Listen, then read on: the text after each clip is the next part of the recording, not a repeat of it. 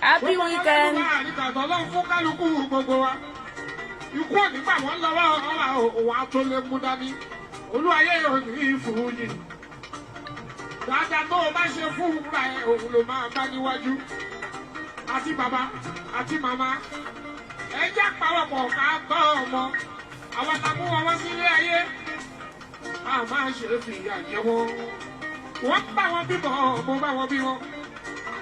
Wọ́n bá wọn. Àyìnlé àjọ ríra wa o, àjọ ríra wa lọ́dún tuntun. Happy weekend. Ọlájí Benjamin. Gẹ́gẹ́ bí olórí. Happy weekend.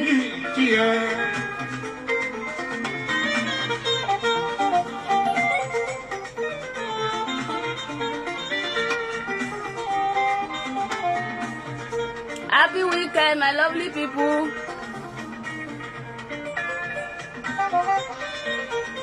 Happy weekend. Please share this live for us, please.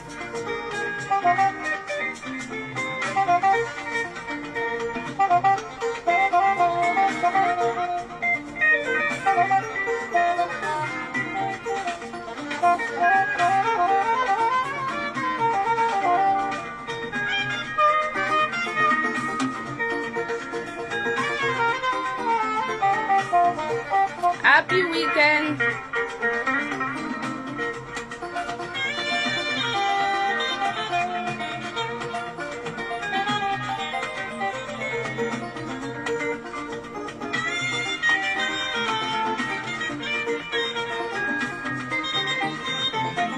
Happy weekend.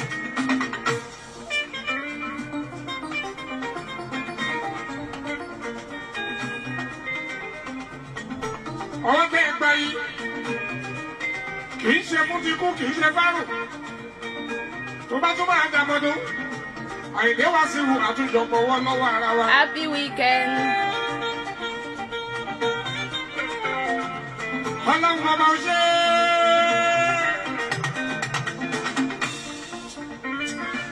Mo dídá tó dá wá sí. Àánú Elédùmarè lórí ẹ̀bẹ̀ tiwa. Àtẹ̀yìn ọ̀rẹ́ táyé ní ẹ̀yin olólùfẹ́ wa o. Àjọṣe wa kò ní bàjẹ́. Ẹ̀yin lẹ̀ ń já wa o, ẹ̀yin lẹ̀ ń já wa.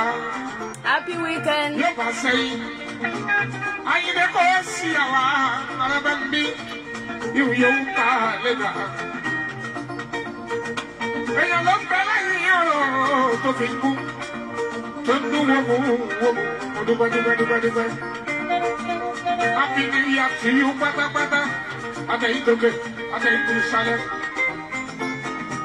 Èrò tó gbé ń ta wọlé wá, alábàámbílé. Happy weekend. Ṣàngódé ọkọ ya o, Ṣàngódé ọkọ ya.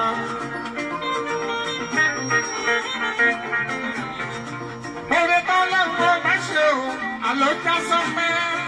Oore tí bá bá ní ọ̀ṣẹ́ o, oore já sọ́pẹ́.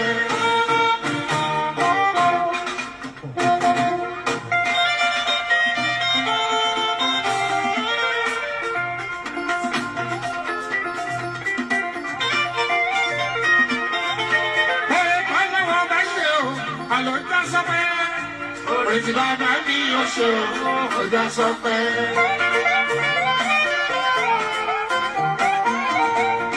Happy weekend to everybody. Happy weekend. Ẹ káàsán, ẹ káàárọ̀, ẹ káalẹ́.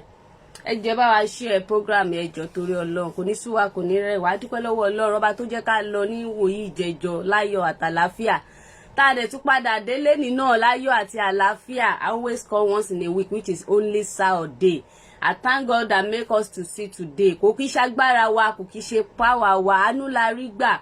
Ọlọ́run kó wá gbọ́ pẹ́ Ọlọ́run tó jẹ́ kán kọ RP sí píṣọ ẹnìkọ̀ọ̀kan àwọn nǹkan sí ti yín wọn nǹkan sí ti tèmi adúpẹ́ lọ́wọ́ ọlọ́run kọ́lọ́run kó wá gbọ́ pé wàá ń lọ báyìí kọ́lọ́run kó máa bá wa lọ kọ́lọ́run kó má jẹ́ ká ṣì sọ mú kí gbogbo ara lé gbogbo ẹ̀yin tẹ́ bá ti wà ń lé ẹ comment tẹ́ bá ti comment màá rí yín tẹ́ bá comment mi ò ní lè rí yín ẹ jọ̀ọ́ ẹ comment say happy weekend to me also and please can you help us to share this live show please share ẹ bá wa share I don't want to take much of our time today mo kàn fẹ́ lọ sí àwọn ibi tí mo fẹ́ yà sí pápápá ká fi tètè ṣe nǹkan tí a máa ṣe torí pé time is money àdẹ̀rí ọjọ́ mú ṣe olókùn bọ̀tá bá ti tètè share àti tètè ṣe tán ẹ jọ̀ọ́ ẹ bá mi share gbogbo ẹ̀yin silent watcher mi náà ni mo kí o I greet everybody ẹ̀yin tẹ́ tá a jọ ṣe ẹ̀yin tá a jọ máa ṣe ẹ̀yin tẹ́ tún máa wò later ẹ̀yin tẹ́ dẹ̀ support wa náà and everything thank you so very much ẹ̀ní tán o ẹ̀ní dààmú àwọn ọmọ tí náà wọ́n máa bá àánú pàdé ẹ̀yin mọ́mì mi ẹ̀yin dádì mi ẹ̀yin ẹ̀gbọ́n mi ẹ̀yin age mate mi ẹ̀yin colleague mi I say big thanks to you all please can you share this live show for us ẹ bá wa share nígbà tí à ń gbọ́ Alhaji K1 lọ. ẹ̀jẹ̀ wá bí lọ́dọọdún tẹ́sílẹ̀ yín sílẹ̀ ẹ bá wa wá bí ìfẹ́ lẹ́ni sí wa lódodo mọ́kànlá hàn bá fi síra wa. ẹ kú sùúrù ó bá àkókò ìdúpẹ́ lọ́wọ́ pásítọ̀ Lárẹ̀wájú àtọ́ oríṣẹ́.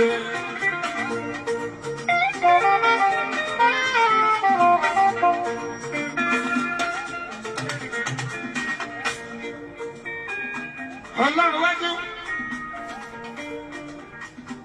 èèyàn tó bá fẹ́ ní dénúdénú lóòótọ́ ọmọ padà wọ̀n mí lódodo iṣẹ́ lájọ wọ́kọ̀ yìí ní tipẹ́tipẹ́ àtijọ́ ń ṣe é bọ̀ Ọlárẹ̀wájú. tó ń dàbọ̀ lẹ́yìn ẹ̀kú kò ní já ẹ lẹ́yìn lè àmì o Olúwájú ló máa jẹ́ onídọ́là rẹ̀ yìí Ọlárẹ̀wájú. Tọmọtọmọ tayátayá àti gbogbo ẹgbẹ́ tiẹ̀ òkè lẹ́yẹ ń fọ̀hún àìgbókùnrin yẹn ló lè jẹ́ torí ìdòlóbó a máa yí Lárẹ̀wájú oní àjíyẹ àjọ máa ṣọ̀sẹ̀ àjọ máa ṣọdún àjọ máa ṣàmọ́dún. So I think ó ti ń wọlé ń sìn mi ò rí mẹ́sẹ̀gì yín tẹ́lẹ̀. Yeah, I think I can see it now. So what we have today, number one, I have message for Sister Dorcas Abi, am I correct? I have message for her, and I have message for Mr. Soji Olowoyo, am I correct?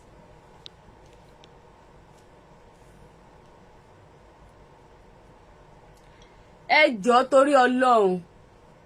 Èmi ò sọ pé because a lot of people already tell you about this show tẹ́ ń ṣe fún Lizzy ní gbogbo ìgbà and you are telling people pé 6 months lẹ máa fi ṣe 1 year lẹ máa fi ṣe kíní kan lẹ máa fi ṣe ẹ̀ ń gbìjà Sister Fọlá fine kò síyàn tó mọ̀ gbà tí wọ́n bẹ̀rẹ̀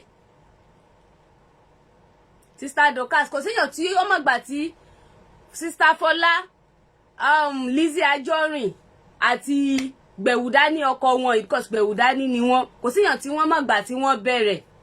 So for that reason a lot of people wọ́n sọ fún yín pé kẹ́ ẹ fi show ìsílẹ̀ kẹ́ ẹ jẹ́ kán ṣe ẹ ṣàṣọ pé máa ṣe fún 1 year máa kí lẹ fẹ́ gbà nínú ẹ̀ gbà tí show nìkan ni show tó wà láyé kò sí wọn tẹ́ fẹ́ gbà nínú ẹ̀ mà ẹ wò pé woman náà fine Lizzy Anjorin wọ́n jẹ́ nǹkan tó burú àwọn náà burú láyé ara tiwọn bóyá tí ẹ wo tọmọ tuntun pé she still have kid to take care of kò sí bó ṣe wulẹ̀ kó rí Lizzy Anjorin kò lè ignore kó bá sọ pé kó ignore ó sì máa gbogbo nǹkan tẹ̀ ń ṣe ó sì máa rí àwọn tó sì máa ṣí ẹ̀ sí Sister Dorcas ẹ̀yìn mọ̀ bá àwọn tó sì máa ṣí ẹ̀ sí máa ṣí ẹ̀ sí. A lot of people calling you leave Lizzy Anjorin ẹ̀ ló ṣe you going to do the show for 6 months you going to do it for 1 year ṣe é rò pé tẹ́ bá ti parí show eléyìí mà ẹ̀ ní rí show mi ṣe mọ́ ni leave her alone ṣe bóbìnrin lẹ́yìn náà mà obìnrin lẹ́yìn náà tí ẹ̀ wo wípé woman yóò ṣẹ̀ṣẹ̀ bímọ ni ó ṣẹ̀ṣẹ̀ bímọ ni kò lè ṣíyàn tó mọ̀ gbà tí gbogbo wọn jọ bẹ̀rẹ̀ ìgbà tó tú síta náà everybody rí ìgbà tó tú síta tí Fọlá tú síta náà everybody rí Sister Fọlá tá dẹ̀ ń sọ iná wọn kúkú rọ lápá kò dẹ̀ rọ lẹ́sẹ̀. You should go and find work to do. Ṣẹ́ni tí ò lọ́kọ ṣé kò gbélé ayé ni? Ẹni tí ò ṣáà lọ́kọ ń gbélé ayé kí ni nǹkan náà gan sef? Kí ni nǹkan náà? And then all the message we are receiving pé Fọlá àti ọkọ wọn yìí wọn ọ̀tọ̀ ní mission wọn lọ́sọ̀dọ̀ Lizzy Anjorin tẹ́lẹ̀. Ṣẹ́yìn náà dẹ̀ mọ̀ wípé ẹni tó bá yára lògùn ń gbè. Ọ̀tọ̀ ní nǹkan tó fẹ́ lọ ṣe fún woman yẹn tẹ́lẹ̀ kó tó di pé Ọlọ́run mú wọn. Yorùbá náà lè sọ pé lówó ṣohun gbogbo tán gba tó dẹ̀ ti lówó tó fi ṣe kiri tó fi mú mọ́lẹ̀. Ọ̀rọ̀ ti di bàbá mi ó ti di ọ̀rọ̀ pé ẹni tó bá yára lògùn gbè. So please guys, share this live show for me please. Sister Vicky, welcome. So ọ̀rọ̀ ti di ọ̀rọ̀ ẹni tó bá yára òun ni ògùn gbè. So for that reason, Sister Dorcas, can you just leave Lizzy Anjorin alone? Leave her alone, obìnrin lẹ́yìn náà. Ẹlẹ́ran ara lẹ́yìn náà, ẹ̀jẹ̀ ló ń rànù lára yín. Ẹ̀jẹ̀ tó rànù lára Lizzy Anjorin ló rànù lára ẹ̀yin náà. Ṣẹ́yìn méjèèjì ni mo ní ọ̀rọ̀ fún o. Àti díọ̀ tí máa ọkùnrin tó ń ṣépè fọmọ lọ́mọ pọ́mọ kan máa kú, ọmọ kan máa kú. Imagine that. Ṣé pé Sọjí Olówó yọ̀yìn orí wọn ti burú. Ibi tí Lizzy bá mọ ibi tí màá yẹn wo yẹ kó lọ fọlọ́pàá mú ni. Tẹ́ni tí bá dẹ̀ sọ ọmọ yẹn ó yẹ kán gbé. Because ọkùnrin ní ẹ̀wọ́ náà láwọn ọmọ títí ẹ. Kí wọ́n máa sọ pé àárọ̀ ọ̀sán alẹ́ wàá fi ṣe kíni wàá fi ṣépè fọmọ lọ́mọ. Bí kò ju Elizabeth Anjorin olórí burúkú aláyé bàjẹ́ ní òṣèré ní ìyá tó jẹ́ wípé ọmọ tó gbé dání yẹn ọmọ yẹn máa kú. Florida ọmọ bíbí inú Elizabeth Anjorin ó máa kú lórúkọ Jésù Kristi. Ebi máa wá lóru èní o. Ọjọ́ méje mo lè fi máa ṣépè fún Elizabeth Anjorin pẹ̀lú ọmọ yẹn. Déédé aago 12 òru ibikíbi tí bá wà. Ibikíbi tí bá wà. Ṣé ń gbọ́? Mr. Sọjí Olówó yọ òun ló sọ eléyìí pé dédé aago 12 òru máa ṣe pé ṣógun láyé ni kí ni Lizzy náà gbà lọ́wọ́ yín. Ẹ tún fi Lizzy sílẹ̀ ẹsẹ̀ tún ti bọ́ sórí ọmọ tuntun tó ẹ̀ṣẹ̀ wá sílé ayé. Leave her alone, everybody ẹ fi sílẹ̀. Tẹ́ bá dẹ̀ ti ń lọ ẹ tún máa bọ́ sórí ẹ ṣáà rí pé kò sí wọ́n ṣe wulẹ̀ kó rí ìyẹ́wé ti da parí ìjà Lizzy Anjorin àti Tóyìn Abraham. Ṣé nígbà tó bá ti fẹ́ ṣe show ẹ fàwọn méjèèjì ilé out of it. Tẹ́ ẹ bá fẹ́ léyìí tẹ́ bá fi show eléyìí sílẹ̀ ṣì máa rá àwọn nǹkan míì ṣe kó ṣe pé kẹ́ wá dúró lórí ẹyọ kan wípé 6 months lẹ́fẹ́ fi ṣe wọn kí ni gé nìyí. Sister Dorcas obìnrin lẹ́yìn náà obìnrin nìyí. Tẹ́ bá gbọ́ fine, I don't say you should not after me but I'm just telling you àṣọ ẹlẹ́ran ara sí ẹlẹ́ran ara obìnrin lẹ́yìn náà. Let Lizzy be ẹ fi sílẹ̀. Gbogbo wa lè sùn ká kọrí síbì kan náà ara wọn tó jù yín lọ ara wọn tó yín ara wọn tẹjọ jẹ tán pè yín lórí show pé kẹjọ ẹlẹ́ẹ̀fẹ́ bẹ̀ ẹ máa ṣe fún 6 months. Tẹ́ni tí bá ṣẹlẹ̀ sí Lizzy lọ́la Sister Dorcas kí ni gé nìyín o? Kí ni gé nìyín? Nǹkan tó bá yẹ kẹ́ ẹ ṣe tẹ́ bá fẹ́ gbowó fún Sister Fọlá ẹ gbowó fún kó máa bá tiẹ̀ lọ ẹ ṣe there's a lot of show tẹ́ lè ṣe ẹ ní business tẹ́ ṣe a lot of things lẹ́ lè ṣe tí ẹ bá ṣe show Lizzy mọ́ you still have a lot of things to do. Ẹ sì náà láwọn nǹkan míì tẹ́ tó máa ṣe. So kò ṣe pé ọ̀rọ̀ Lizzy lẹ́kàn máa repeat ní gbogbo ìgbà. It's getting too much. Ẹ wò pé ẹni náà ìyá ẹnìkan ni ẹlẹ́ran ara lòun náà. Tó bá ignore tó ẹlẹ́ran ara ṣáà ni. Ó sì ní bébì dání. Ṣé ti yín ni kó máa rò ni àbí ti bébì ni kó máa rò? Tẹni tó dẹ̀dẹ̀ lórí Sister Dorcas àti ìmọ̀ tẹni tó ń bọ̀. Kò síyàn tí ò láṣepamọ́ sí kìíní ẹni tó bá tú síta lèèyàn rí. Everybody ló ní àṣepamọ́.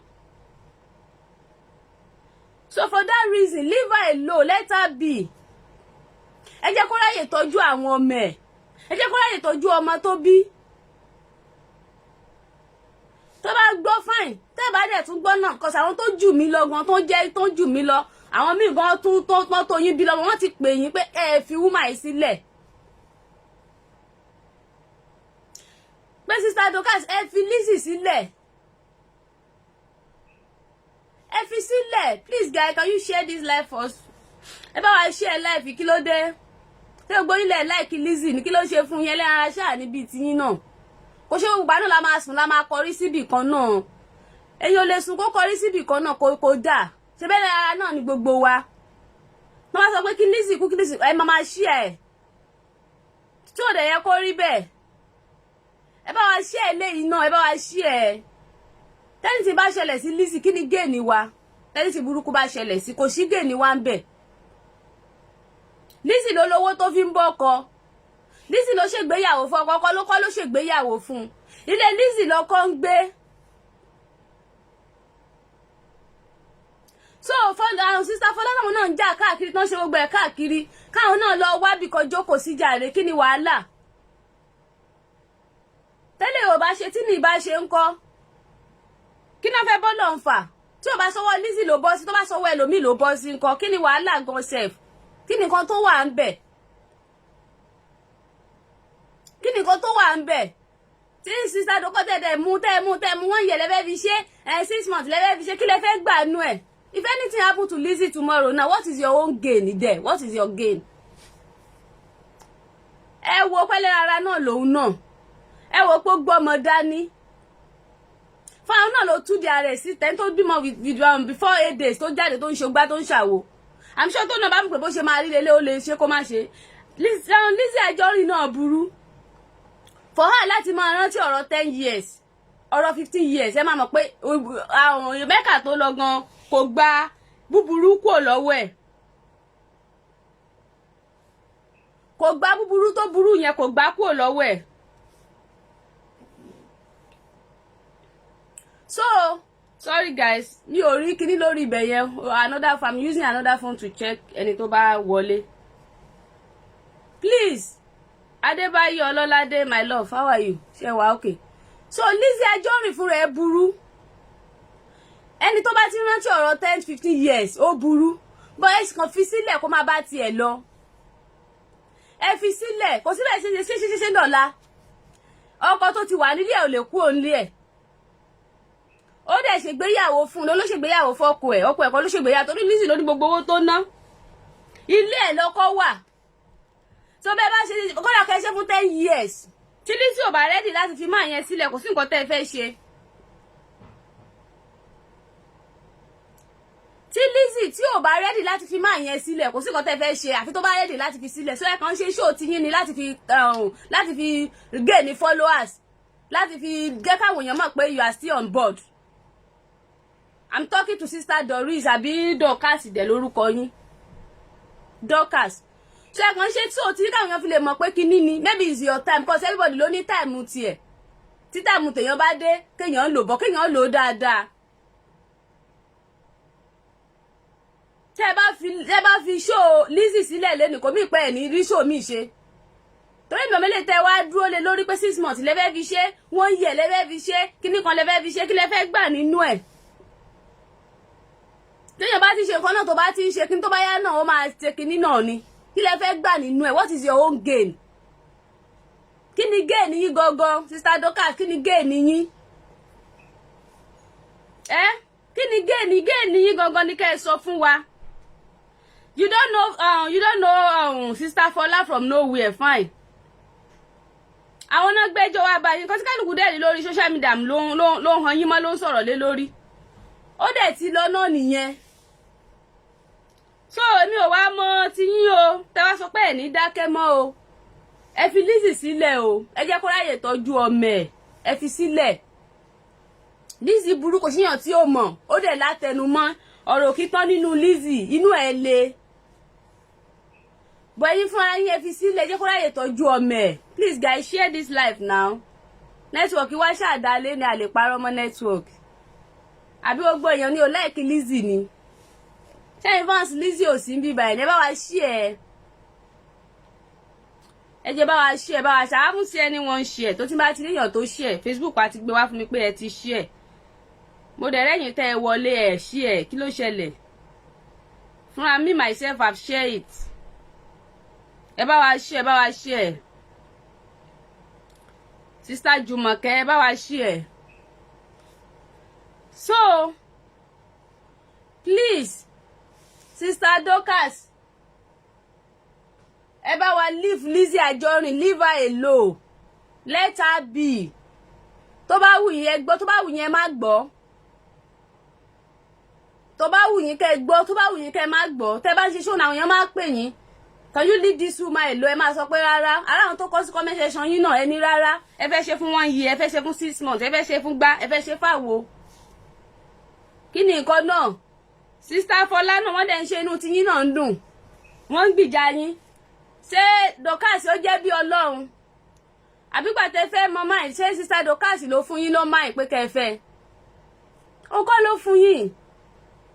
Tẹ́ni tí ó bá fi yín sílẹ̀ àlá tí nǹkan mi bá ṣẹlẹ̀ sí máa yẹn ńkọ́. Kí lẹ fẹ́ ṣe? Kí lẹ fẹ́ ṣe? Ẹ wó lẹ̀ wá, wọ́n ti gbowó, wọ́n ti dáwó jọ fún yín ní small gbogbo máa wá sórí social media, máa ro àwọn ẹjọ́ èké. Kò ṣe pé Sister Dorcas sílẹ̀, kò ṣe pé kò rá àwọn òtítọ́ nú àwọn nǹkan tó ń ṣẹlẹ̀ o. Bọ́lẹ̀ tó fi máa ṣáìdì ti yín, òun ló máa gbé jáde. Ṣé bó máa níbi jáde náà ti ṣe mistake àwọn nǹkan tẹ́yìn náà ṣe, but Dorcas ò ní gbé yẹn jáde. Eléyìí tó fi máa ṣáìdì Sister Fọlá ló máa gbé jáde. Tó fi máa wà against Lizzy Anjorin. Because kò ṣe gbogbo ẹ̀ náà ní Lizzy Anjorin, kò ṣe gbogbo ẹ̀ náà ló fi jẹ̀bi. Because ẹlẹ́ran náà lé everybody. Ẹlẹ́ran ara ò ní everybody. So wá rí ìwà àgbàlagbà tó képe mọ́lẹ̀ tó ń ṣe pé orí ìwà àtọmọ ẹ lè pè yẹn máa lọ. Orí ìwà àtọmọ ẹ ó lè pè yẹn máa lọ. Tó sọ pé ọmọ Lizzy kọ́kọ́ lè ṣọmọ yẹn. Ọmọ yẹn wá sáyé láti wá jayé tiẹ̀, tí ò bá ti kú lọ́jọ́ méjì yẹn wọ́n náà ló máa kú yẹn. Torí kò sí nǹkan tó kọ ọmọ kékeré ní gbogbo tó wà ń ta yìí. Kò sí nǹkan tó kọ ọmọ ìyẹn ní gbogbo nǹkan tó wà ńlẹ̀ yìí. Tó képe mọ́lẹ̀ tí ara bí amọ tí ò ta ẹ́. Tó rò pé bóyá o bímọ tiẹ̀ náà ọkùnrinkùnrin tó dẹ̀ képe mọ́lẹ̀ tó dẹ̀ bẹ̀ sí ṣe èpè tó yẹn. Orí ẹ̀ lè pè yẹn máa lọ o. So tèmi nìyẹn. Mo kàn yà bá tí ẹ ń bẹ̀ yẹn ni. Because ẹ respect ara ẹni tí ó bá dẹ̀ ti respect ara èèyàn ò lè respect ẹ. But Dorcas, Sister Dorcas, ẹ fi Lizzy Anjorin sílẹ̀, let her be. Ẹ fi sílẹ̀. Ẹ fẹ́ ṣe fún 1 year. Ẹ gbẹ́ tẹ́ bá ṣe fún 1 year, 1 year ṣáà máa tán. Tẹ́ bá ṣe show ẹ̀ fún 6 months, 6 months ṣáà máa tán àbí kò ní tán. Ó máa tán. Ṣé tó bá tán sí kí lẹ tún fẹ́ ṣe o? Kí lẹ tún fẹ́ ṣe? Gbogbo nǹkan tẹ́ ń prove, tẹ́ ń gbé jáde, fine. Hello? Ẹ káàsán. Yes, à ń gbọ́ yín mà.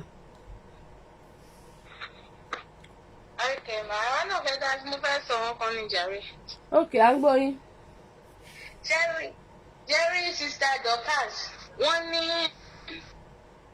níwọ̀n lèyẹn máa ń ṣe nǹkan. Téèyàn bá ṣe nǹkan níwọ̀n ó máa dà ṣe jù.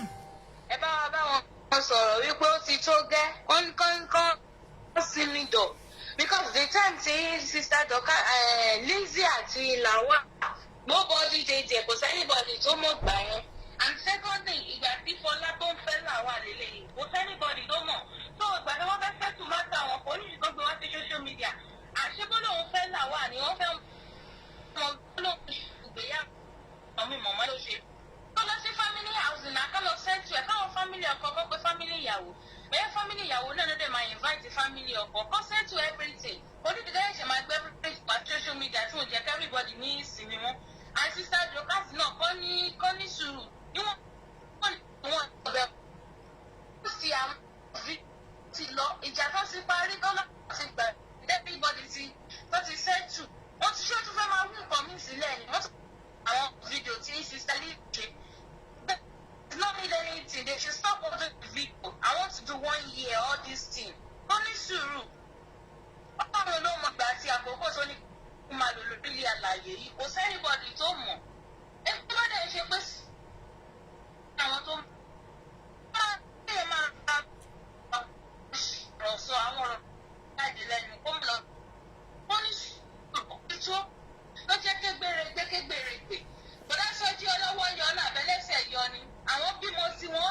ṣépè fọmọ ọlọ́mọ wọn ò rántí àtúbọ̀tán tó wá tó ti gbó gbújú ẹ̀ka àwọn ọmọ tó tàwọn tó sànlẹ̀ wọn ò ní rántí nǹkan tó ti ṣe olóòní bíbélì ṣe sọ pé bàbá ìjà èyí ń tán àwọn ọmọ nǹkan tẹ̀yìn ṣe sílẹ̀ ọ̀rọ̀ tí òjì bá bímọ àwọn ọmọ yín náà bímọ àwọn ọmọ yín máa bímọ.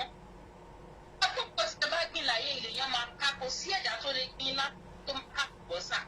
báwo lè fi máa gbé kí ẹ̀rọ tó oṣù mẹ́sàn-án ẹ̀rọ ìró téèyàn fẹ́ mọ́ èèyàn bá wọn gbé o ká ní kò sí nǹkan tó pa ẹni bọ́ọ̀dì. wọ́n kí ni jọ wọ́n má ṣe pé fọmọ ọlọ́mọ wọn ò ní ọlọ́gbẹ̀lẹ̀ lórí rọ́ọ̀tà ní gbogbo ẹ̀pẹ̀ tán ti ṣe ẹ̀sìn alọ́ yìí lórí àwọn ọmọ náà àwọn ọmọ tí ó mọ̀ wọ́n fi ti kó bá àwọn ọmọ tán bí. kọ́ ní sùúrù gbogbo ẹ̀ ló máa just media ti ìpín tí kò dẹ̀ ṣe máa dẹ́ sí. dáàtì ìdìbò gbogbo tí wọ́n ṣe ń yọ nìyẹn. ẹ bá wa ló nǹkan tẹ́ fi ń gbọ́ wa ẹ ló nǹkan tẹ́ fi ń gbọ́ wa. kò sí ọgbọ́n ilé ìgbìn o bẹ́ẹ̀ lẹ́sìn o. ok. nǹkan tí mo kàn yẹn pé kọ́ ní sùúrù kọ́ má ìlú ó ti tó kẹ́kọ̀ọ́ sí mi kálísì dọ́kàs tẹ̀ 12 kọ́ ní sùúrù tó ọmọlẹ́fì ó ti tó gẹ́ ọmọlẹ́fì kó jẹ́ ká nǹkan tó ń lọ. àjẹsà náà bẹ́yìn bẹ̀rẹ̀ lórí bàbá àjẹsà wọ́n ti sinmi lórí bàbá àjẹsà tó ti kú orí lẹ́sì kí ló dé ilé ayé yóò jù bí ìlọ́nà ìgbà mélòó ẹsẹ̀ mẹ́fà lọ́jọ́ nítorí ọlá tọ́lọ́ ìbẹ̀ wọn. so nǹkan tí mo kàn ní láti sọ nìyẹn ọlọ́run ní ọgbìn kú àti mọ́yún gbà ọlọ́run ọlọ́run jẹ́ kó máa lé sí i. àmín ẹ ṣe tẹ̀yìn náà. Please, if you want to call us on that number. Our network is good. It's you people that don't share the show. I don't know, maybe you don't like. Share. You stop message tèmi fẹ́ pass. At one point, ẹni tó bá máa gbọ́ agbọ́, ẹni tó bá dẹ̀ ní gbọ́ ò ní gbọ́. That's me. I don't care about you. Tá bá share, fine. Tá bá share, no, fine. I don't care about you. But what is in my mind, I'm going to say it.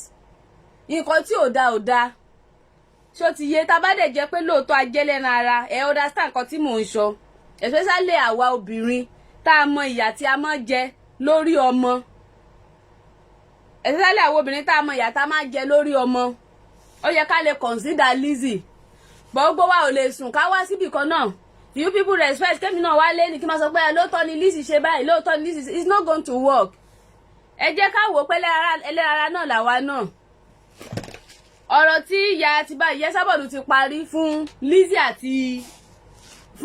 àti ìyá Tóyìn Abraham ó tún ní sister Dorcas tún post sórí page ẹ̀ ìwọ ọgbà ó lò ṣe pé fún kí ló kan tí wọ́n ní kán jẹ́ kó gun omi sáwọn fẹ́ jẹ́ kó gun omi ni kí ni nǹkan náà ìgbà ó ní Lizzy ò ṣe pé fún Tóyìn Abraham ìgbà ó ní Lizzy ò ṣe kí ni tiyín kí ni business tiyín gbogbo nǹkan pẹ̀ lásìkò ni àmọ́ àwọn tó ti wà lórí Facebook yìí tẹ́ pé wọ́n sì wà láyé wọn gbóhùn wọn mọ́ ohun gbogbo pẹ̀ lásìkò kéèyàn máa wẹ̀ inú omi kó máa wẹ̀ inú àgbo gan ohun gbogbo pẹ̀ lásìkò ni so téèyàn bá ti wà lásìkò tiẹ̀ jẹ́ ká lò dáadáa if you leave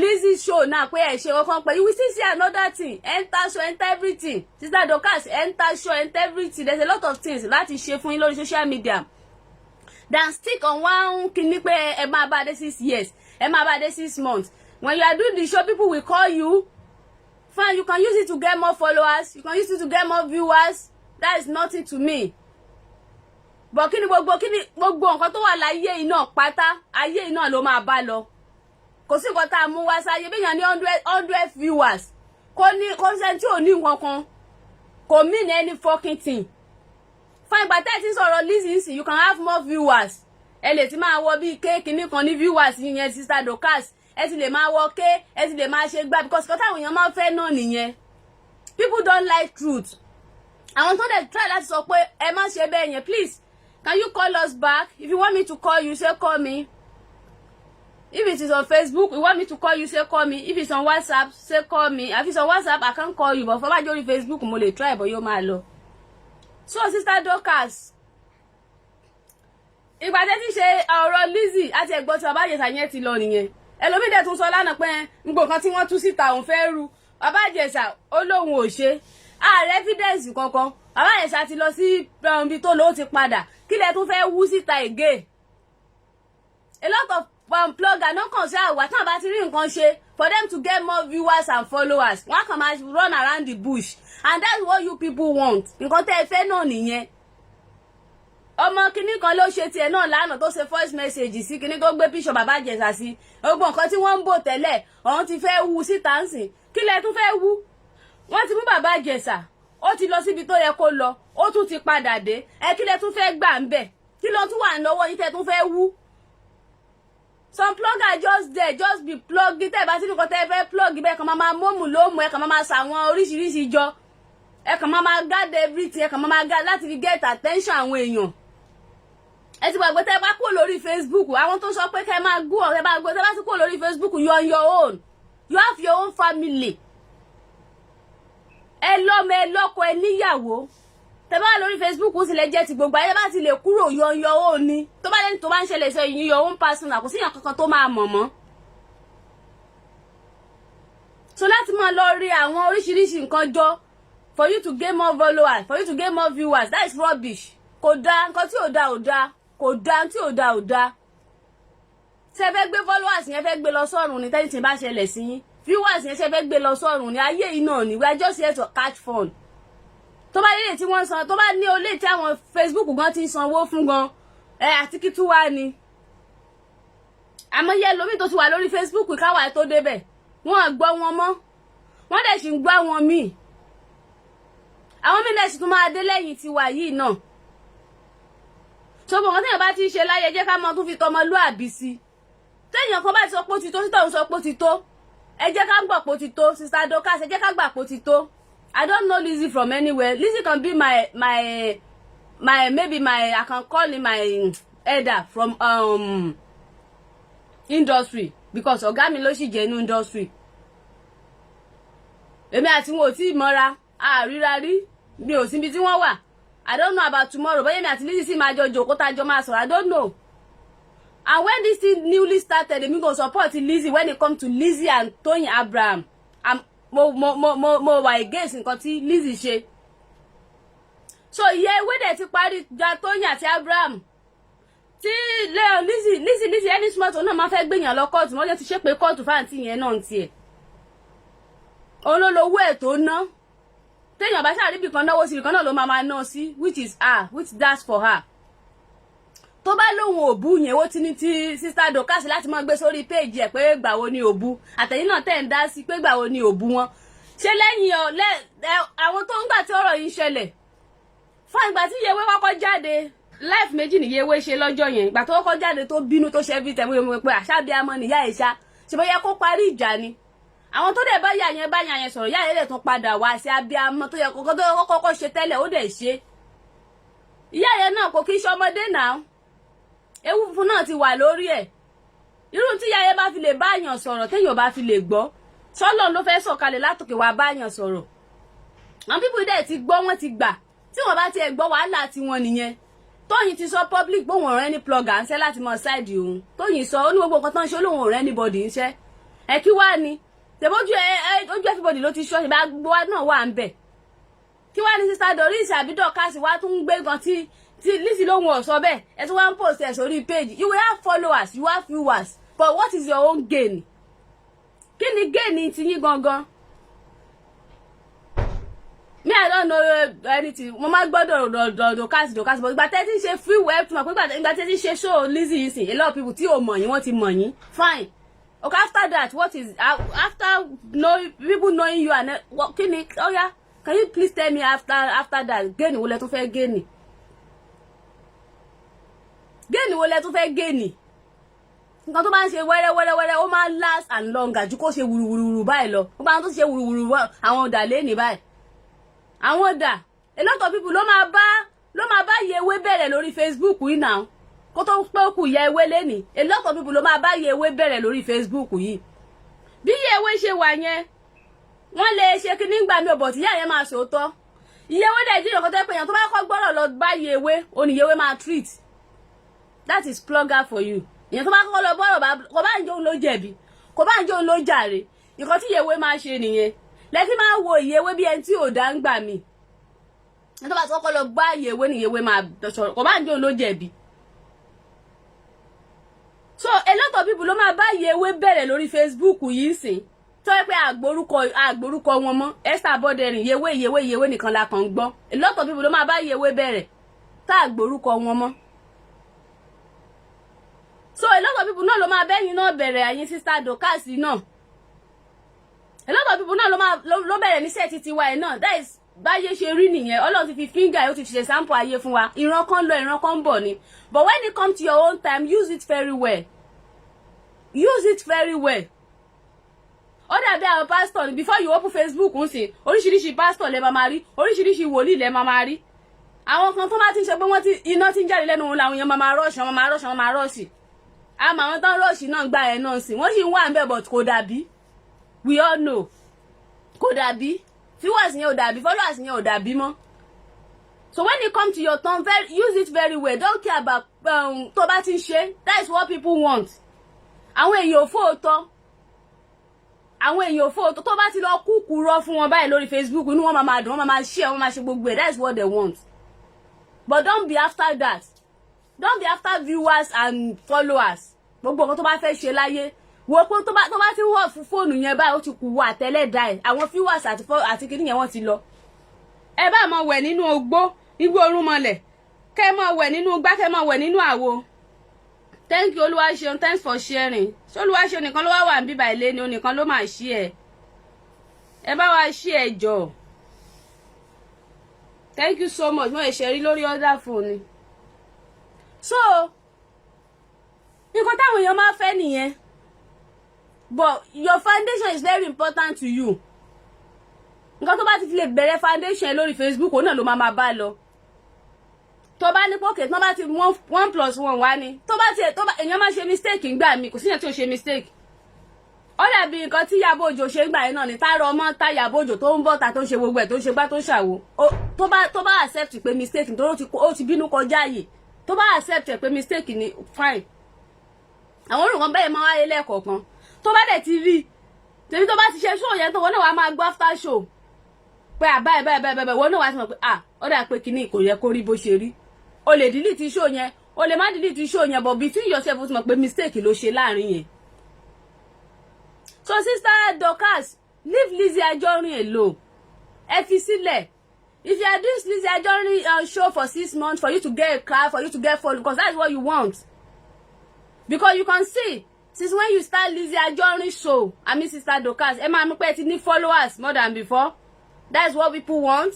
Any viewers more than before. That's what people want. People know you more than before. That's what people want. That's what you want. But gbogbo yẹn náà ayé yìí náà ló mọ̀. Ṣebóbìnrin náà lẹ́yìn náà. Lizzy ò respect ara ẹ̀ tó. Òun náà ti kọ́kọ́ kó rẹ̀ síta and I'm sure tó bá mọ̀ pé báyìí ló ṣe máa rí kò ní ṣe. Because ọ̀rọ̀ Tóyìn Àìmọ́kù tó kọ́kọ́ gbé síta òun ló jẹ́ kí Sister Fọlá náà gbá tiẹ̀ síta. Òun ló jẹ́ kó náà fi ìyẹn wọlé. Nígbà kó tó rí pé Lizzy bímọ Sister Fọlá ò ṣe bọ́ síta. Bọ̀gbà tí Lizzy ti jáde fún Tóyìn Àìmọ́kù ń gbá kan táwọn ti sọ rádaràda tí ò yẹ kán máa sọ lẹ́nu.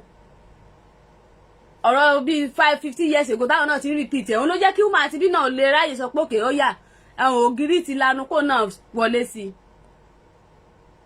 Nǹkan tó yẹ ká ẹ ṣe lẹ́tí ṣe yẹn dáhùn Sister Dorcas ẹ sọ pé kán dáwó fẹ́ ni wọ́n ti dáwó fún why can't you let it be ọ̀la why can't you let go of that. Ẹ ti ní pé kán dáwó fún Wúmà yìí wọ́n ti dáwó fún according to as I was told lórí page yìí so kí ló tún wá kílẹ̀ tún fẹ́. Nǹkan tó yẹn bá ti ṣe níyì ń gbà mí òun ló máa ń ṣe tẹ́. Ọlọ́run ní jẹ́ kẹ́ ẹ tẹ́ ẹ fi viewers sílẹ̀ ẹ fi followers sílẹ̀ ẹ padà sí pẹ́lẹ́ rárá lẹ́yìn náà ẹ wo pẹ́lẹ́ rárá ni yín ẹ̀jẹ̀ ló rọ̀nù lára yín. Don't be after viewers and followers again because that's what you want. Sister Dorcas nǹkan tẹ́ ń ṣe show fún nìyẹn gbogbo because ẹ mọ̀ pé nǹkan táwọn èèyàn máa fẹ́ nìyẹn. Àwọn orí Facebook wọn kì í fòótọ́ view wọn ló máa fòótọ́ view wọn ni most wọn ò kí fòótọ́ eléyìí tó máa kọ comment tẹ́lò pé gbogbo school tẹ́lò mi lọ under comment section ló máa kọ sí nǹkan tó máa fẹ́ lórí Facebook nìyẹn ìbẹ̀ òun náà dẹ̀ fi ti ẹlòmíì dojú ikú tán ti pẹ́ lòmíì sáyé already àwọn viewers yìí àwọn followers náà ló máa tìyàn débi tí èèyàn bá lo common sense àwọn náà ló máa tìyàn tó máa ti tìyàn débẹ̀ wọ́n á padà wá tún tẹ̀lé lòmíì. Who is going to be next? Maybe it's you. Maybe after tẹ́ bá ṣe gbélé do you know the next person? Àwọn kan ló ti wà náà kẹ́yìn náà tó wà kan tó máa sọ pé Dorcas. Do you know the next person? Do you? You don't. So this is your own time. Use it very well, Sister Dorcas. This is your own time. Táwọn yẹn bá sọ pé ó ti tó nìyẹn kí lẹ gbójúlé. So nìkan tẹ́ gbójúlé ni. Tẹ́ bá ṣe ṣọ́nà ẹ máa kọ́ ti tó máa sọ pé ẹ kọ́ ti ẹ̀ máa dá ẹ bẹ̀rẹ̀ òyìnbó ẹ bẹ̀rẹ̀ gbogbo ẹ̀ torí kíni lórí ayé tí ò sí kankan bẹ́ẹ̀ iná. Àwọn ṣó kan wà tẹ́ pé when it come to obìnrin ní ọba ti tẹ́ dé stage kan aṣọ obìnrin ó yẹ kó káyà àwọn obìnrin yẹn ó yẹ kó máa yọ lára wa abiyamọ yẹn ó yẹ kó máa yọ lára wa pé abiyamọ àṣà abiyamọ bí obìnrin ṣe yẹ kó handle show bẹ́ẹ̀ kọ́ lọkùnrin ṣe yẹ kó handle ẹ̀ tí obìnrin bá tó bá jẹ́ obìnrin gidi tó jẹ́ abiyamọ tí obìnrin bá ṣe show débì kan ó yẹ kó calm down aṣọ obìnrin àṣẹ lẹ́ran ara tẹ̀sẹ̀bẹ̀ lẹ́ran ara lèmi náà obìnrin lèmi náà bí ọkùnrin ṣe yẹ kó handle show ẹ̀mọ̀ pọ́kùnrin lọkùnrin máa jẹ́ bí ọkùnrin yẹ kó handle show mo ń bá yín sọ̀rọ̀ Sister Dorcas bẹ́ẹ̀ kọ́ ló yẹ kóbìnrin ṣe máa handle ẹ̀ when you are doing it táwọn yẹn bá sọ pé ó ti tó kó máa tó ẹ wò pé obìnrin lẹ́yìn náà ẹ wò pé lẹ́rara ni yín but when you are too because of viewers how many kéétẹ̀ ń tán wò yín you have a lot of viewers now people know you more than before as I said earlier Sister Dorcas àwọn èèyàn mọ̀ yín more than before viewers yín gùn more than before followers yín gùn more than before no one wish you bad this is your own time but use it very well. I know you will older than me because ọmọdé ara mi ni mí ẹ máa jù mí lọ. You can be on this together but you are older than me. Kò sí nǹkan tí mo fẹ́ gbà ń bẹ̀. I don't know you from anywhere. Mi ò mọ̀ yẹn, you know them mọ̀ mí. And if God say we going to know each other tomorrow, fine. Tá a bá dẹ̀ lè mọ́ra wa, ojú ọ̀run tẹ yẹ fò láì fi apá kan pa. So, kò lè sí nǹkan tí mo fẹ́ gbà ń bẹ̀.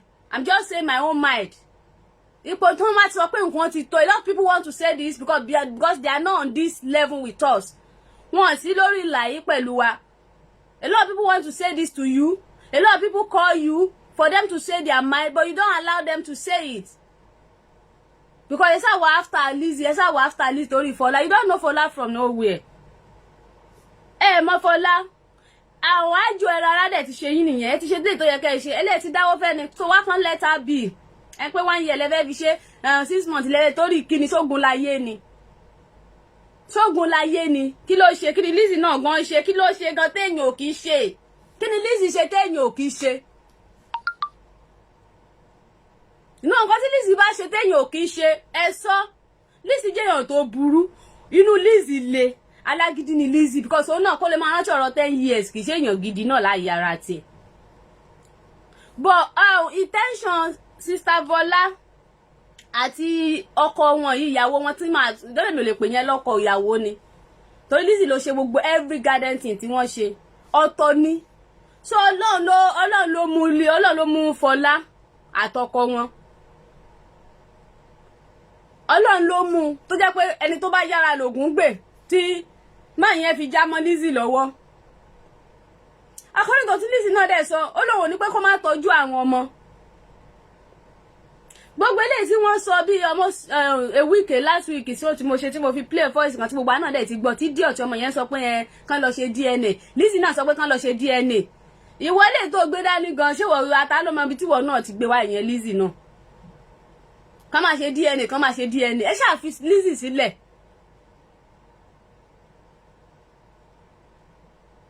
Tó bá ti ń sọ tí ò bá rẹ́ni plugger anza ẹ̀ mọ́ àbí nǹkan kan ó máa rọlẹ̀ lára ẹ̀. So gbà tí ó bẹ̀ sí sọ ti Tóyìn nígbà tí táwọn èèyàn jáde sí ṣe bó tó bá tún tó ẹni tí sọ nípa Tóyìn sáwọn èèyàn ṣóǹgò ti ní ipá láṣẹ jù ni àwọn èèyàn náà ti ní ipá láṣẹ jù ni. Kí Fola Sister Fola náà kó lọ fèsì àwọn ọmọ ẹ̀ owó tẹ́ fún ló tó ra pure water ó tó kan gántà síta kó lọ fi fèsì àwọn ọmọ ẹ̀ wọ́n fi Lizzy sílẹ̀ ṣe fẹ́ pa ni ẹ fi sílẹ̀ Lizzy ò lè fọkọ sí kò lè fi ẹni tó gbé sábẹ́ sílẹ̀ if you do the show Sister Dorcas say you want to use 6 months you want to use 1 year whatever if you do it from now to 20 years coming Lizzy ò ní fi ẹni tó gbé sábẹ́ sílẹ̀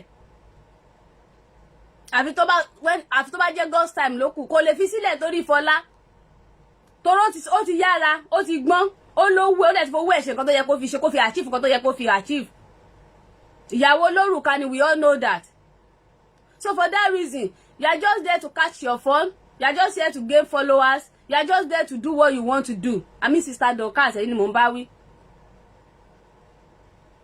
you are just there to gain your láti gain for more followers tẹ́fẹ́ more viewers ẹ̀yin náà lè bọ́ná ọlọ́run mọ́ra gbàtẹ́ tí sọ̀rọ̀ Lizzy sí you have more followers you have more viewers okay kí ni gain yín after that tẹ́ bá dé stage kan bóyá wọ́n ti sanwó fún yín bóyá wọ́n ti sanwó fún yín Facebook okay owó téèyàn bá mú dání gan tí ò sálùbáríkà ń bẹ̀ kí lèèyàn fẹ́ fi ṣe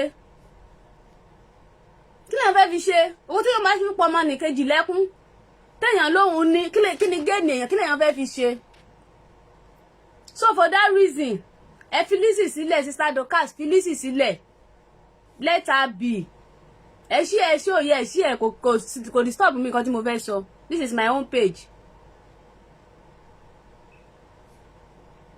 Sister Dorcas ó gbọ́ iṣẹ́ ẹ̀ lọ́dọ̀ ẹ̀ ó gbọ́ o kò gbọ́ o kò stop mi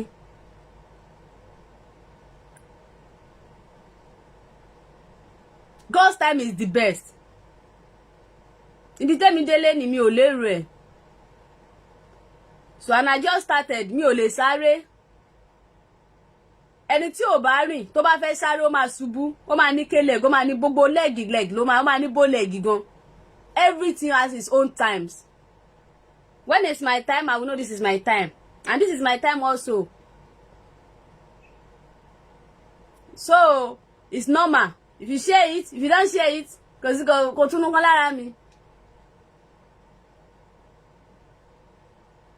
Because gbogbo wa náà lè máa sùn ká máa kọrí síbì kan náà ẹ jẹ́ ká wò pẹ́lẹ́ rárá náà ní Lizzy ẹ̀jẹ̀ ló ń rọ̀nù lára ẹ̀ máa nǹkan náà wà ńbẹ̀ tí ọ̀ngbà tí Sister Dorcas tó ń ṣe sóò tó pè tó ń sọ̀rọ̀ ọkùnrin ẹ̀yin ọkùnrin mi tẹ́ pé okókó ló wà ń di yín òbò ló wà ń di yín àwọn ẹpọ̀n burúkú tẹ̀ ń gbé ká wọ́n ti gbé kúrò ńbẹ̀ àwọn ẹpọ̀n tí ò lè dọmọ tí ò lè ṣiṣẹ́ gidi mọ́ tó ti dòbò wọ́n ti gbé kó bẹ́ẹ̀ wọ́n ti gbóbò sí ní Sister Doris náà kẹ́ àmọ́ láìkí máa yan lọ́nà náà sọ rádaràdà gbẹ́ ẹ̀yin ọkùnrin tẹ́ bá ti ń pè wọlé nígbà tó bá ti dọ̀rọ̀ ṣó obìnrin ọmọ pé most of so tá a máa ṣe lórí Facebook náà obìnrin náà ló máa ń ní o but tẹ́ bá ti ń pè wọlé àṣọ ọkùnrin tẹ́ ẹ̀ mú nǹkan gidi tó yẹ kẹ́ ẹ sọ ẹ̀ ṣe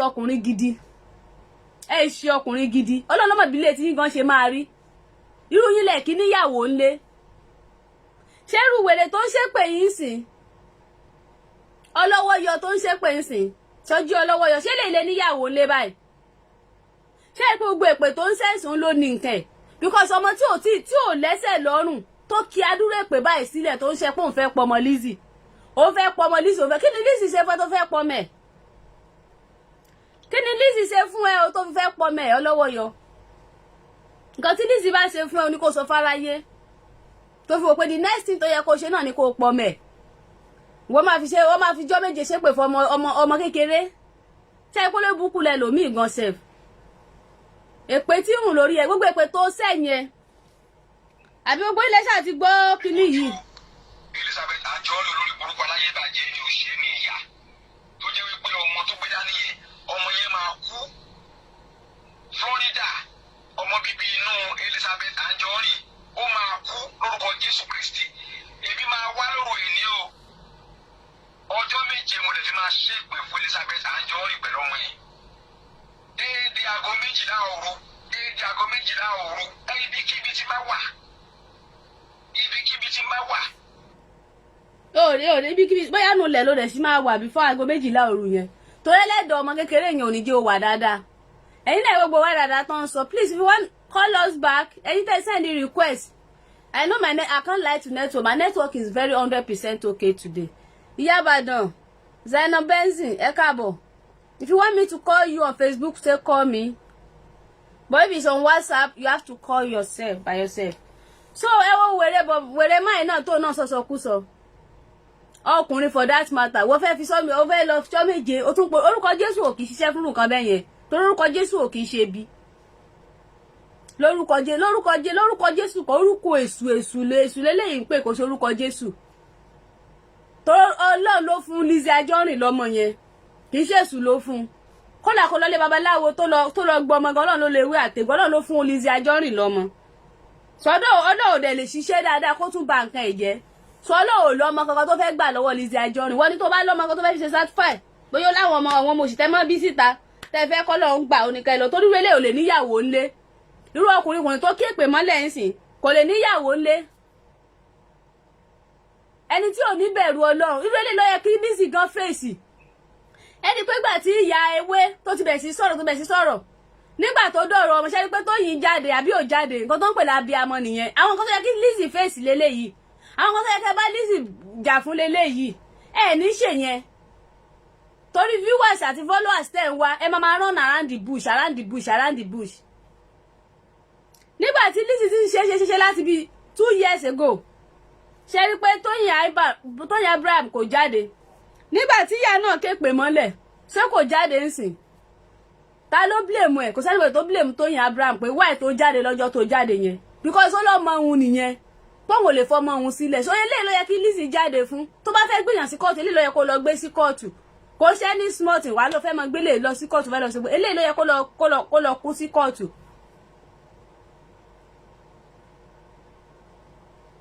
Bí máa ibi tí máa bá ti ó yẹ kán sọ sí kóòtù kó má jáde mọ́ for rest in peace ló yẹ kán sọ sí. Tí ó tọ́mọ yẹn gan fi máa dàgbà tó fi máa lọ ilé ọkọ.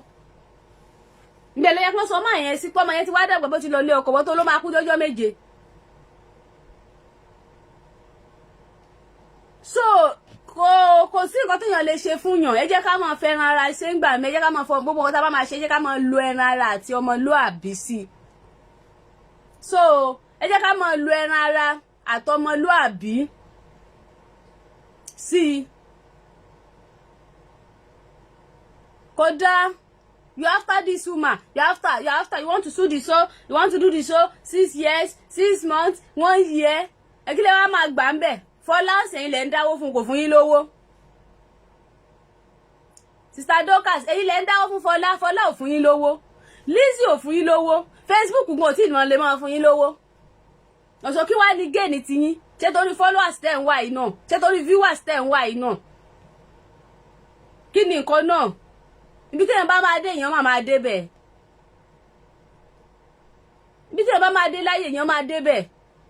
Ẹ má jẹ́ torí nǹkan tá a fẹ́ jẹ ká bà nǹkan tá a fẹ́ jẹ, ẹ má jẹ́ ká bà jẹ́.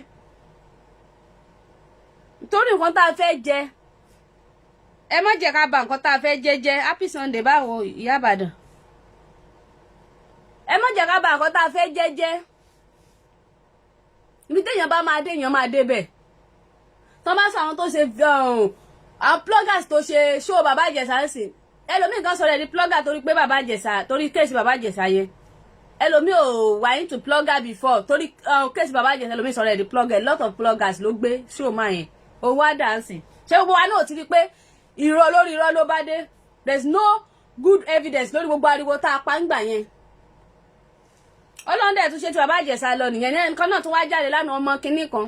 Àwọn náà ti ní viewers wọ́n ti ní followers. Òun ti gbọ́ kinní kan. Òun lọ tọ́kìn mẹ́bíọ́n lè rẹ̀ jófò. Òun lọ tọ́kìn tẹ́lẹ̀ ni. Òun ti wá dé báyìí.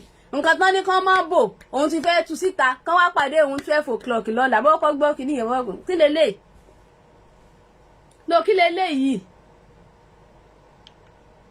Kí ni nǹkan náà? Kí ló wà nínú ayé ìgan? Kí la mú wá sáyè? Kí la fẹ́ mú lọ?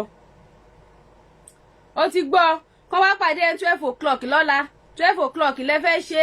12 o'clock lẹ fẹ́ ṣe gbá. 12 o'clock lẹ fẹ́ ṣàwo.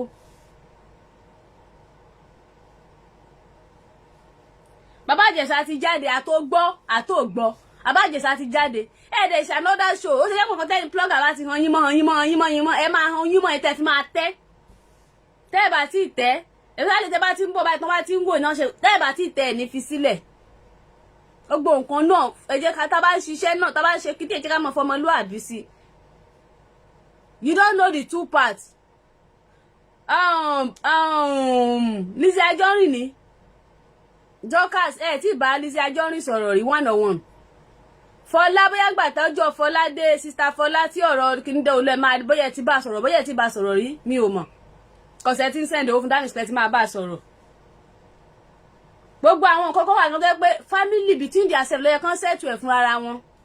Torí wọ́n ti láwọn blogger tó máa sọ pé báyìí tó máa bá wọn gbé sáfẹ́fẹ́ wọ́n á sáré wá sórí Facebook wọ́n á sáré wá máa gbọ́n mi pẹ̀pẹ̀pẹ̀ wọ́n á sáré wá máa gbọ́n mi pẹ̀pẹ̀pẹ̀pẹ̀pẹ̀pẹ̀ lójú wọ́n á sáré wá máa gbọ́n mi pẹ̀pẹ̀ tó lọ́sí mọ̀ pé ẹ̀yin blogger wà ń bẹ̀ tẹ́ máa gbèjà wọn fáwọn kò lè síyàn tó ní pé kọ́ má ṣe bẹ́ẹ̀ gbọ́n gbogbo náà ẹ jẹ́ ká máa fi tọmọlúàbí sí i jẹ́ ká máa fi tọmọlúàbí sí i ní tí ò dáa kò dáa. Sister Dorcas ẹ̀dẹ̀yìn lẹ́yìn Lizzy gbogbo ẹ̀yin tẹ́ẹ̀dẹ̀ tún wà náà bí atẹ́ tún ṣe tẹ́tẹ́ pé a lot of things lẹ́sẹ̀ ń wú jáde lẹ́sẹ̀ ń gbé jáde gbogbo yín náà kò síyàn tó máa dé díẹ̀ tí ò ní rùn.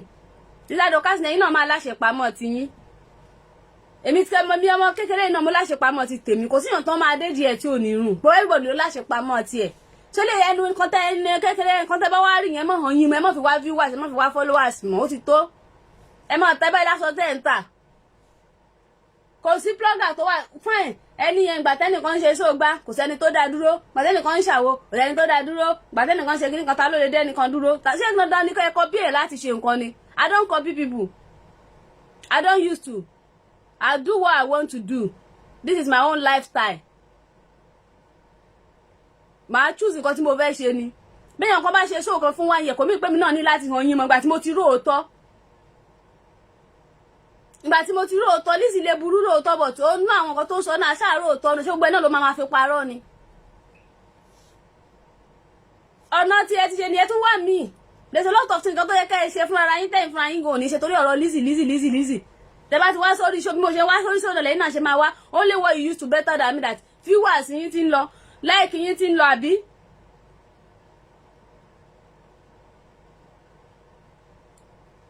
So kí wá ní gain after that what is the gain? So àwọn ọkọ wà tó yẹ pé àwa obìnrin tá bá ti ṣe nǹkan dé stage kan ó yẹ kí ẹ rárá máa sọ fún aṣọ abiyamọ ó yẹ kéèyàn tún máa ròyìn ẹ mọ́ wà after kínní tẹ́ bá parí show bẹ́ẹ̀ mi gan tí mo wà yìí tí bá parí ṣe lot people call me báyìí màá ní mo ti gbọ́ sáà ni tó bá tún di jọ́ mẹ́jọ mo nǹkan tí mo fẹ́ ṣe àfilẹ̀ tí bá rí pé yes ó make sense ni màá mú nínú ẹ̀. They do call everybody that do so on Facebook kò síyàn tí wọn kì í pé àfẹ́ tó bá fẹ́ parọ́ lókù ẹlòmíì kan máa kọ mẹ́sẹ̀gì tó máa gùn lọ ní rẹ́rẹ́rẹ́ èmi ò ní dáhùn gbà tó bá yá ló tún máa pè Àṣàkẹ́ báyìí màá ní tí máa rí pé nǹkan tó ń sọ ó make sense màá mú nú ẹ̀ tí ò bá make sense máa ignore ẹ̀ ni ẹ tẹ́ máa pa kọ́ ẹ tẹ́ máa palẹ̀ wọ́n ọmọdé ara mi ni mí. ó dùn ṣe ni wo gbé fóònù kan wá fèsì crowd kó máa sọ̀rọ̀. So for that reason àwọn ọmọ wà tó pé ẹ jẹ́ káà náà máa fi tọmọlúàbí sí i. Sister Dorcas ẹ̀dẹ̀yìn lẹ́yìn Lizzy ẹ jogun omi wèrè tó lòun dẹ̀ fẹ́ pọ́ ọmọ ara òun láìsí ọmọ Lizzy ọmọ rẹ̀ ló máa pa tọmọ Lizzy ò bá ti kún between now síjọ́ méje kó lọ pokùnso fúnra ẹ̀ nǹkan náà ni kó lọ pokùnso Mr. Ọlọ́wọ́ yọ ẹ lọ pokùnso ẹ̀yin náà lẹ máa kú ẹ̀yin náà lẹ ní kú tó wà lẹ́yìn náà lẹ ń gbé kú káàkiri ẹ̀yin náà lẹ máa kú yín kí ni nǹkan náà gan sef ṣógun láyé ni ẹ tún ronú kú sọmọ kékeré ọmọ tí ò lẹ́sẹ̀ lọ́mọ tí ò mọ̀ yín ó ga o. So everybody I'm about to round up ẹ ṣé gan o pé ẹ ti ẹ ṣe ẹ sọ yẹn gan ẹ ṣé a lot of people are here you don't share the program ìgbà tó jọ̀rọ̀ Lizzy ọ̀tá gbogbo yín ni Lizzy bọ́ jẹ́ kẹ́ mọ̀ pé ẹlẹ́rara náà ni Lizzy náà ẹ̀jẹ̀ ló ń rọ̀nù lára ẹ̀ bọ̀dẹ́mi náà bá ń join Dorcas sí tí mo sọ pé Lizzy ṣe báyìí ẹ máa ṣe àbẹ́ ní ṣe ẹ̀ wèrè tó ń ṣe pé tí bá ń join ní sí pé nǹkan tí Ọlọ́wọ́ yọ sọ ló sọ ẹ máa ṣe àbí bọ̀dọ́ nípa ní kẹ́ fi Lizzy sílẹ̀ ṣe ẹ̀ ṣe ẹ̀ kò sí wàhálà ìgbà tí everybody wà láyé ní ta ló fẹ́ bókù rojọ́ Yorùbá ló sọ pé aláyè òkì bókù rojọ́ téèyàn bá wà láyé náà lèèyàn ń rojọ́ lèèyàn ń ṣe gbá lèèyàn ṣàwò tó bá lẹ́tì tó bá ṣẹlẹ̀ sí Lizzy ṣe máa rí ṣe òṣè ẹ̀ ní ṣe tẹ́ bá fẹ́ ṣe àwọn èèyàn kan sọ̀kòpa yín wá sọ̀kòpa fóònù tẹ́ bá gbé síwájú pé kí ló dé ẹ tún ti sísìn dé kòtò tó kí wẹ́ẹ̀ mọ́ bá ṣẹlẹ̀ wá fi ń jáde pé ẹ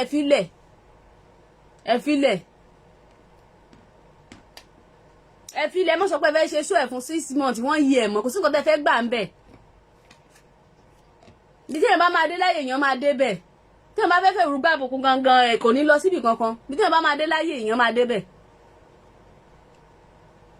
dé bẹ̀ so ẹ jọ̀ọ́ torí Ọlọ́run that is my own little way tí mo fi lè bá yín sọ tẹ́ bá gbọ́ fine tẹ́ bá dẹ̀ tún gbọ́ náà it's left to you.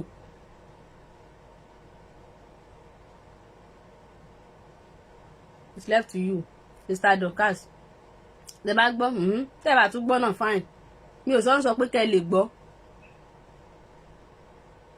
mi kàn sọ pé àwọn ẹlẹ́ran ara àti obìnrin mi ò sọ pé kẹ́ gbọ́ ẹ máa gé ní viewers and followers yín lọ tó ti yé yín bọ̀ tó bá yá bí wọ́n yí ẹ náà máa pé lọ́jọ́ kan 6 months náà máa pé lọ́jọ́ kan àbí ẹ̀ àwa wo mí ìtẹ́tún fẹ́ ṣe àwọn míì ti wà lórí Facebook náà lọ́n ṣe àwọn míì dẹ̀ ṣì wà ń bẹ̀ náà because they do the right thing the right time.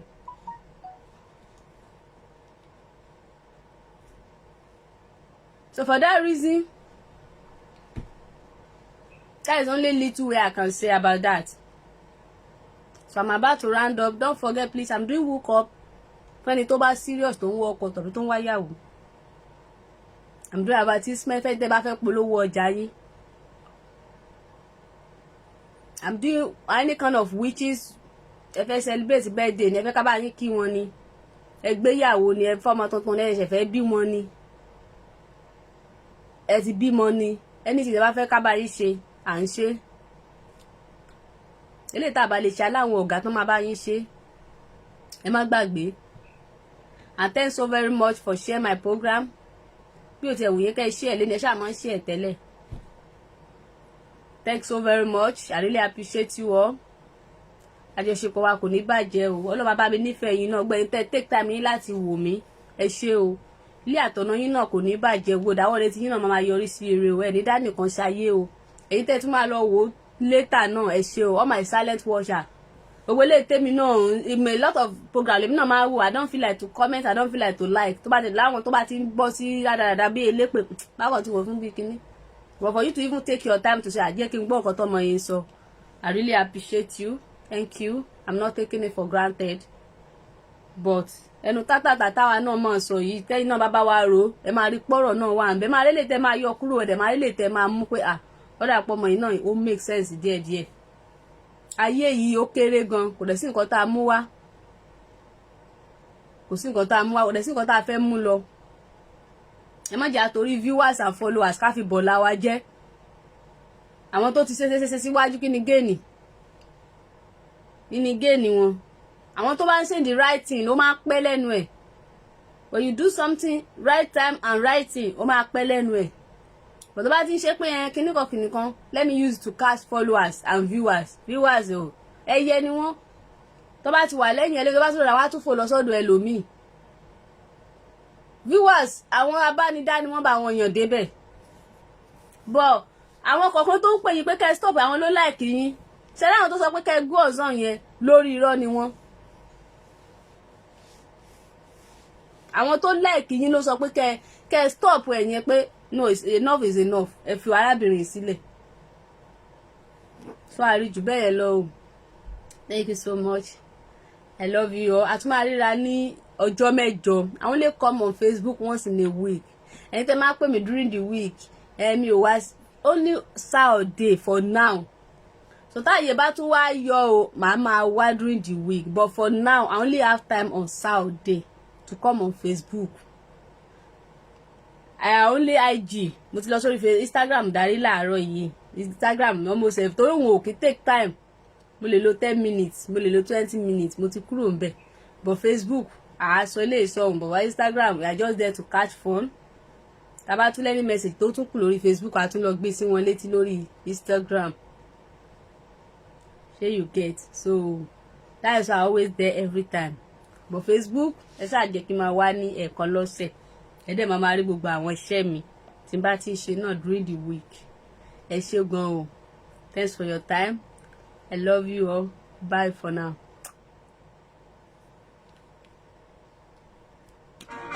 Inú ọlá ńlá kò wá níṣe lásán láre àṣẹ òní tán lẹ́nu ẹ̀. Àṣẹ òní tán lẹ́nu ẹ̀. Àṣẹ òní tán lẹ́nu ẹ̀. Ẹ lọ enjoy weekend o. Gbogbo bàtà yẹn bá wọ̀ ẹ́. A ti wà ní sọ́mà.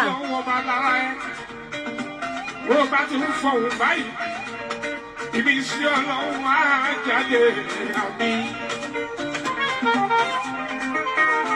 Gbogbo ẹgbẹ́ láríwájú. Bye for now.